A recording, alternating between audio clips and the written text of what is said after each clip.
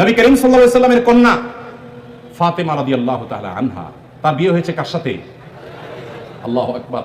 আলী রাদিয়াল্লাহু তাআলার মতো ইসলামের খলিফার সাথে তার বিয়ে।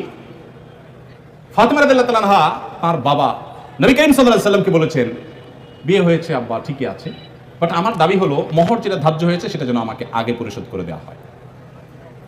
আজ আমাদের সমাজে মেয়েদের সে অধিকার দেই আমরা? এই সমাজের সবচেয়ে বেশি অবিচার আমরা পুরুষরা মেয়েদের প্রতি করে থাকি। বিয়ে করেছেন আর মোহর পরিপূর্ণ পরিশোধ করছেন, এরকম বাপের বেটা যারা, তারা হাত তোলেন।